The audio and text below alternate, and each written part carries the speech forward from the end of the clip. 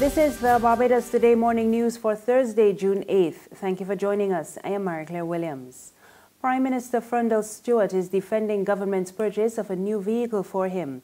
The matter was first reported by Barbados Today in a June 2nd article, which reported that Mr. Stuart was now driving around in a brand new Mercedes Benz. The article noted that Stuart started his ride in the luxury vehicle just days after Finance Minister Chris Sinclair presented the austerity budget, which is expected to rake in over $480 million more in new taxes. The car is said to be valued at $350,000 duty-free. But speaking on the sidelines of a book launch at the Barbados Museum and Historical Society yesterday, Prime Minister Stuart told reporters he does not own the car. He merely has access to it. First of all, the Prime Minister does not have a new vehicle. It's the government of Barbados that has one. I don't own an MP2. I am driven in it. The second point I want to make is that MP2 was ordered in the annual estimates of 2016, 2017 and was delivered a few days ago. No different from the car that it is replacing, which was ordered in the estimates of 2007 under the Barbados Labour Party, but was delivered to Prime Minister Thompson in 2008.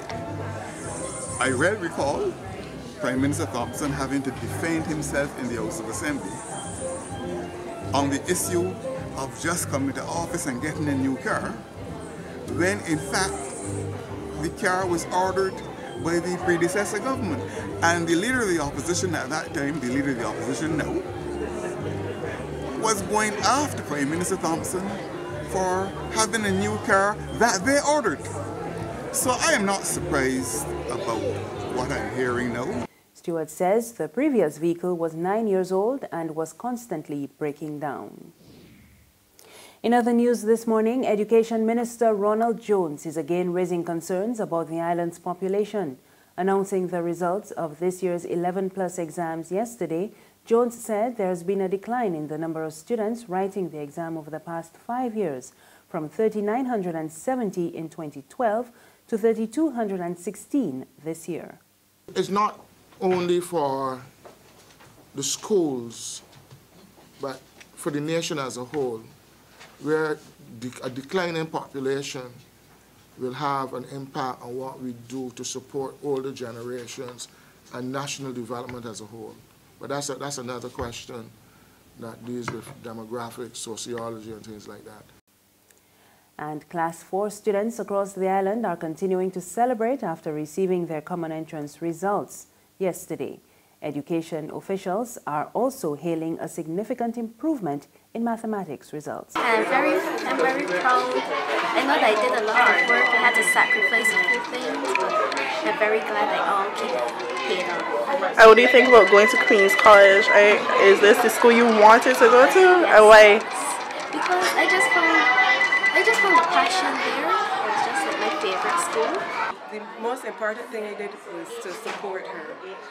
I would help her prepare for tests, I would help her with revision, I would give her practice exercises, past papers, and then she would come, I'd be lying down, and she said, Mommy, I want some sums to practice, and I'd be tired, but I'd get up and I'd still do it because I know that it would pay off. I knew it would pay off, and I know that how dedicated she is. So even if I was tired, I'd get up and I'd work with her. But honestly, I didn't have to put a lot of work into helping her, because she actually at some point she was teaching me. First, give thanks to God that He gave him that ability. Second, thanks totally to Mommy. And third, thanks to the lesson teacher, especially I can't remember her full name. I know she's Angela. Because she taught also Annette's taught boys, so it working out very good. And Mr. Lane from St. Cyprian's, because Jovan first started at St. Cyprian's, then he went across to Blackman and Collar. Okay? Okay. So that's the order. Thanks. He worked very hard though, Manuel. He really, and by the way, he's an early sitter. He just turned 10 in March, so he's one of the one of these 13 early sitters, and he's top. I'm not sure if that's been done before. There's regional and international news after this short break. Who call and get your yams and potatoes? Wait, my girl, how you want to see you for long? I can't how you keeping, but you don't sell the nation paper no more. But that paper ain't selling. There's much now I stop selling that. Look, one time I would have make a little dollar on the Sunday Sun, but when Sunday night, I still trying to get the weather there. Well, you know you can't call that the Sunday Sun no more. You're going to call that Sunset News. At no time that news stale. People complain that them ain't got nothing in it to read, and the price keep going up all the time. A woman abused me so sick the other day, telling me that she does read Barbados Today online for free.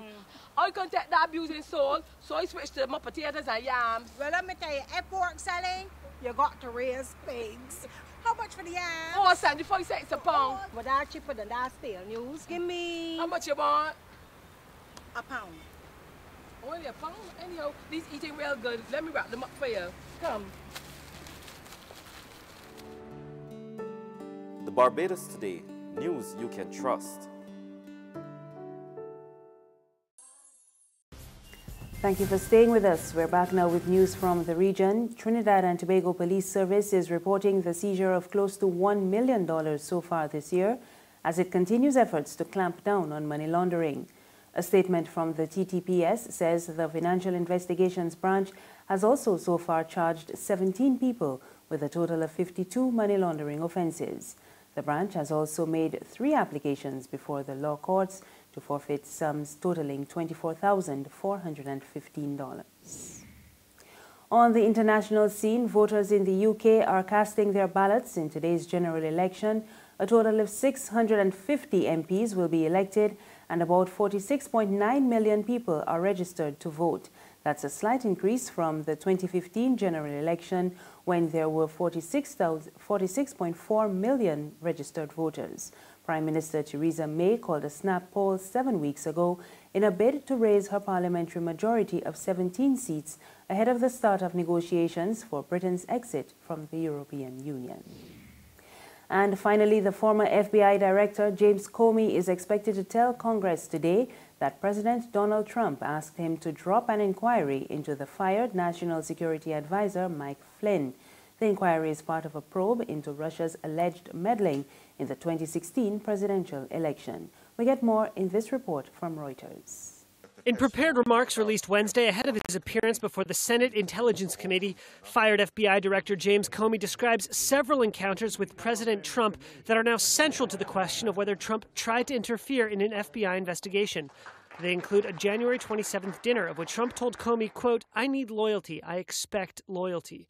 To which Comey recalled, "I didn't move or change my facial expression in any way during the awkward silence that followed. We simply looked at each other in silence." In another encounter on February 14th, following a routine counterterrorism briefing in the Oval Office, Trump asked every other national security official and White House advisor to leave the room except Comey. Trump then brought up the subject of former National Security Advisor Michael Flynn, who had been fired after lying about his contacts with a Russian official. Comey recalls Trump saying, quote, "I hope you can see your way clear into letting this go." Comey writes, quote, "I had understood the president to be requesting we drop any investigation of Flynn." This account flying in the face of Trump's prior denials. Did you at any time urge former FBI Director James Comey in any way, shape, or form to close or to back down the investigation into Michael Flynn? And also, as you look back... No. Comey appears to have kept notes of his meetings with Trump and shared some of those notes with senior FBI officials. That's the morning news. Remember, you can get more on our website, www.barbadostoday.bb. You can also subscribe to our e-paper, email updates, and like us on Facebook. We're on Izumi Media in bus terminals and Screenplay at supermarkets and gas stations near you. You can also tune into Mix 96.9 FM for more news. I am Marie Claire Williams. Have a good morning.